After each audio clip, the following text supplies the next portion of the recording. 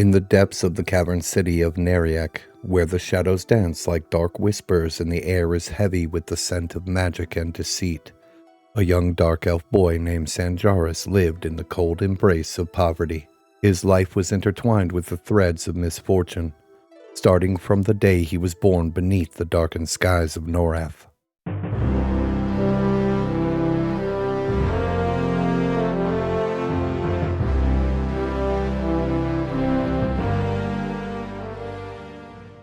Sanarus had always been drawn to the arcane arts, his curiosity a flame burning brightly in the depths of his soul. Despite his humble origins, he yearned to wield the power of magic, to command the elements and shape reality to his will. Under the tutelage of the School of Magic, he nurtured these budding skills, learning of ancient rituals and incantations that whispered of forbidden knowledge. But fate, cruel as it was, had other plans for young Sanarus. The shadows of his past clung to him like a tattered cloak, a stain upon his very existence.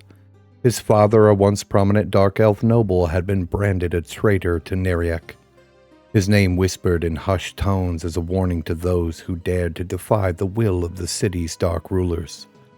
And so, when the truth of his lineage surfaced, the arcane school turned its back on him, casting him out into the unforgiving streets of Neriak.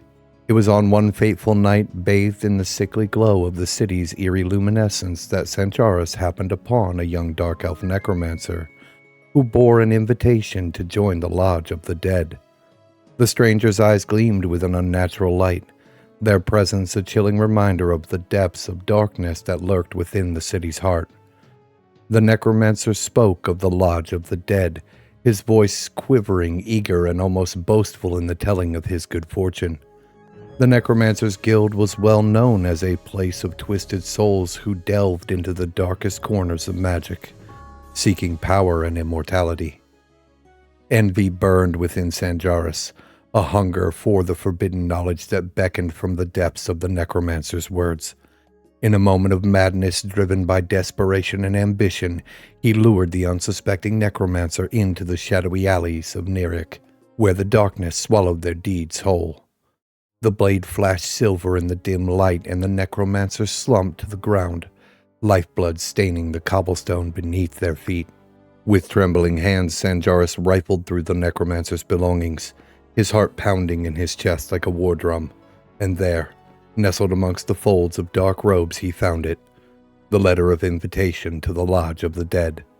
A twisted smile crossed his lips, a mixture of triumph and guilt, as he donned the Necromancer's cloak and assumed his identity. The journey to the Lodge of the Dead was a blur of fear and excitement, the weight of his deception heavy upon his shoulders. The air grew colder as he walked the winding paths that led to the Guild's hidden sanctum. The whispers of dark magic echoed in the recesses of his mind, and when he finally stood before the towering gates of the Lodge of the Dead, his heart thundered in his chest, a symphony of dread and anticipation. The undead ghouls that barred passage to the lodge watched him with hooded, putrid eyes, their presence a palpable force that sent shivers down his spine. They spoke in guttural, hushed tones, reverberating with dark energy that gave them their voice.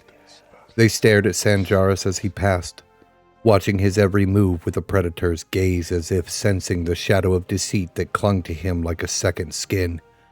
But Sanarus held his head high, a mask of confidence that belied the turmoil within. But before Sanarus could enter the lodge, a dark figure materialized before him, cloaked in tattered robes embossed with ritualistic etchings and wreathed in an aura of dark power. The figure regarded Sanarus with eyes as cold as the void itself. Without hesitation, Sanarus thrust forth the stolen letter. Its seal had been broken in his desperation, a faint smear of blood smudging the edge where it had been hastily torn open in his flight from the crime scene. Sanarus, the figure intoned, allowing his name to drag upon the air like a groan of a walking corpse, his voice a haunting whisper that seemed to reverberate within Sanarus's very bones. The truth of his name hung in the air, and what felt like an eternity passed between the two. You are not the dark elf we summoned to join our ranks. Sanarus met the figure's gaze, his own eyes a shade of obsidian that seemed to drink in the shadows. A heartbeat passed, then another, as the figure's piercing stare bore into him, sensing the deceit that clung to Sanarus like a wet shirt. Sanarus' mind whirled as his imagination took root and began to project the terrible fate about to befall him.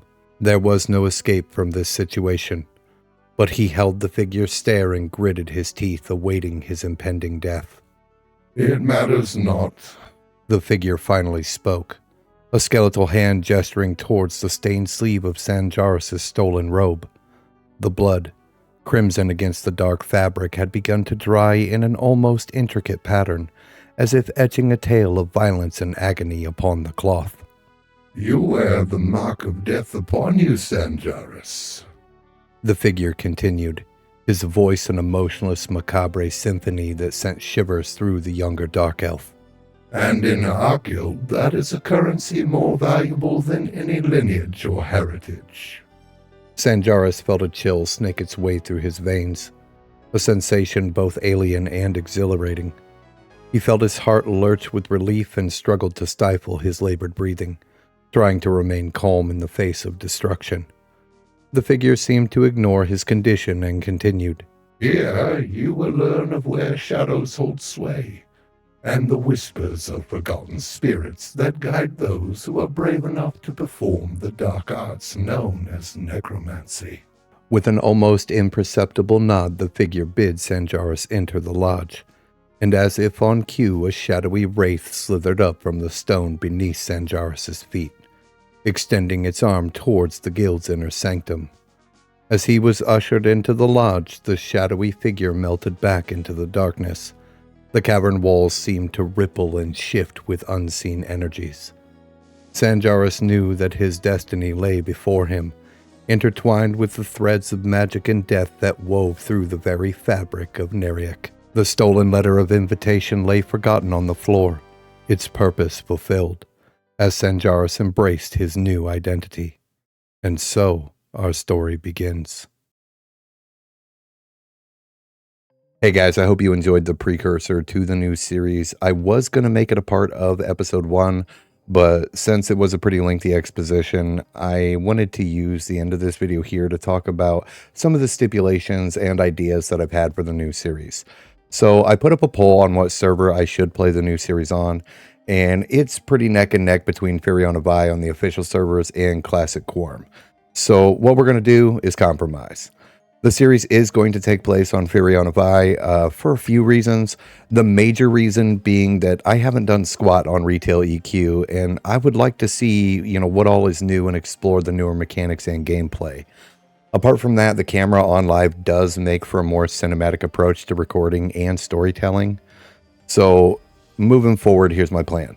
I know that official EQ is way easier on the player than Quorum, so I want to add a few self-imposed restrictions to my account before just diving in.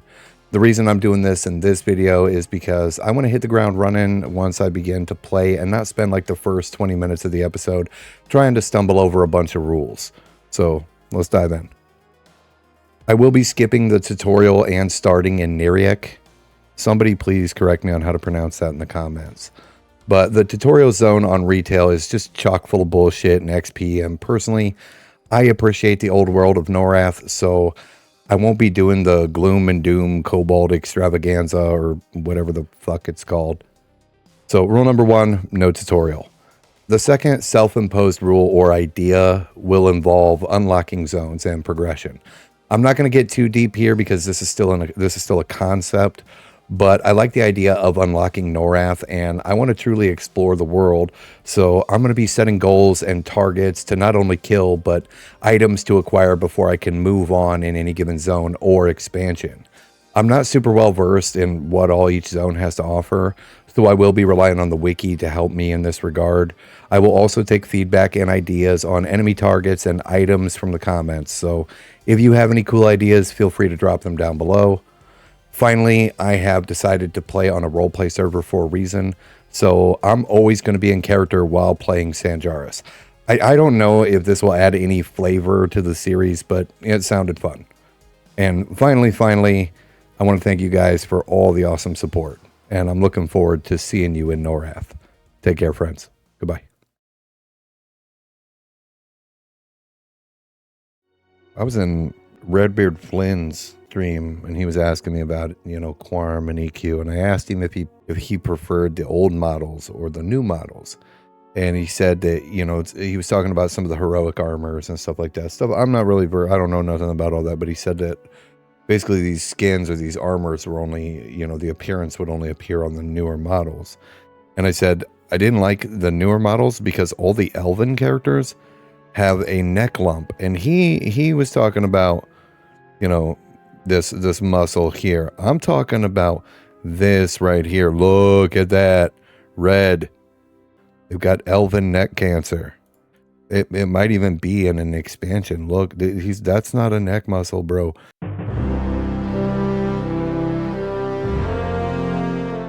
That is a lump.